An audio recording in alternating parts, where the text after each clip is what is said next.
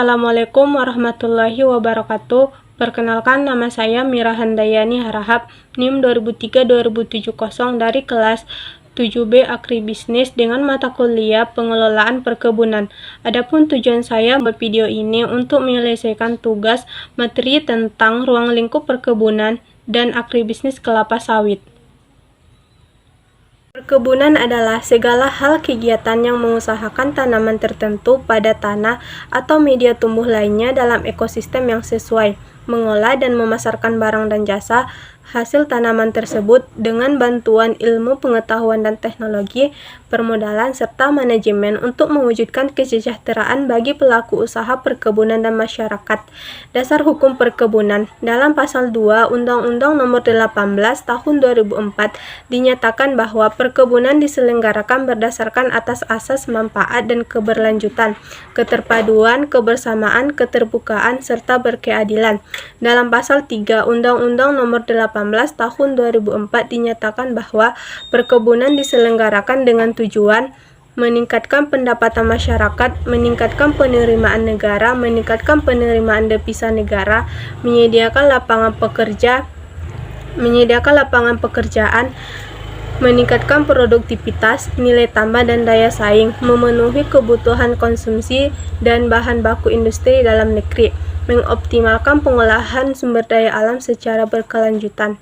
Dasar hukum perkebunan diatur dalam Undang-Undang Nomor 39 Tahun 2014 tentang perkebunan. Juga mengatur tentang cara pengolahan dan pembukaan lahan yang tercantum dalam pasal 32. Fungsi perkebunan menurut Undang-Undang Nomor 39 Tahun 2014 adalah: yang pertama, ekonomi, yakni peningkatan kemakmuran dan kesejahteraan rakyat, serta penguatan struktur ekonomi wilayah dan nasional. Yang kedua, ekologi, yakni peningkatan konservasi tanah dan air, penyerap karbon, penyedia oksigen, dan penyangga kawasan lindung. Dan yang ketiga, sosial budaya, sebagai perekat dan pemersatu bangsa. Memasarkan hasil perkebunan. Usaha perkebunan adalah usaha yang menghasilkan barang dan jasa perkebunan untuk mencapai hasil usaha industri pengolahan perkebunan yang mampu berdaya saing tinggi. Pemerintah menetapkan sistem mutu produk olahan hasil perkebunan dan pedoman industri pengolahan hasil perkebunan yang baik dan benar sesuai dengan perkembangan teknologi dan ilmu pengetahuan. Hal-hal yang dilarang dalam memasarkan hasil perkebunannya. Yang pertama, memalsukan mutu hasil perkebunan. Yang kedua, menggunakan bahan penolong untuk pengolahan atau mencampur hasil perkebunan dengan benda atau bahan lain.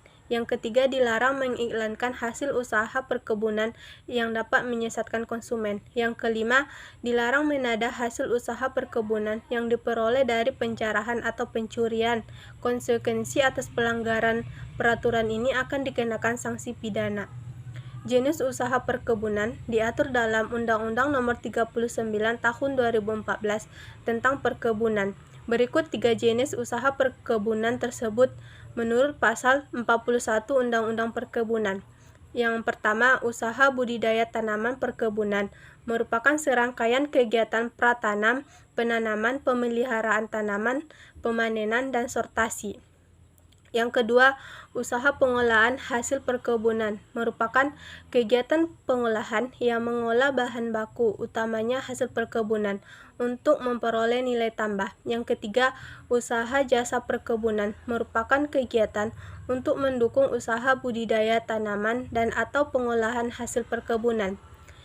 Tingkatan manajemen. Yang pertama, top manajemen. Manajer tingkat atas dikenal sebagai manajer senior.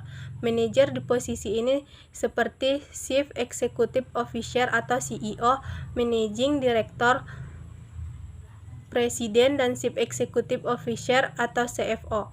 Manajer puncak membuat keputusan daripada mengarahkan operasi perusahaan sehari-hari, menetapkan tujuan dan strategi perusahaan, termasuk kebijakan perusahaan dan rencana bisnis.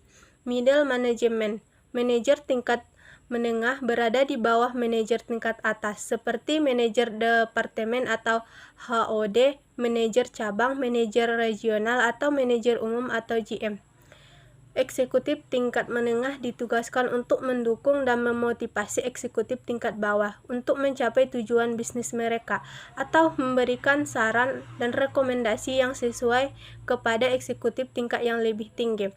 Mereka juga siap untuk melaporkan kepada manajer tingkat atas tentang perkembangan terbaru dalam operasi perusahaan sehari-hari. Lower management. Tingkatan manajemen ini juga dikenal sebagai manajer lini pertama, meliputi manajer dengan posisi supervisorship, manajer operasi, kepala departemen, dan manajer kantor. Manajer tingkat bawah bertanggung jawab atas karyawan yang secara langsung memproduksi produk atau jasa yang ditawarkan oleh perusahaan.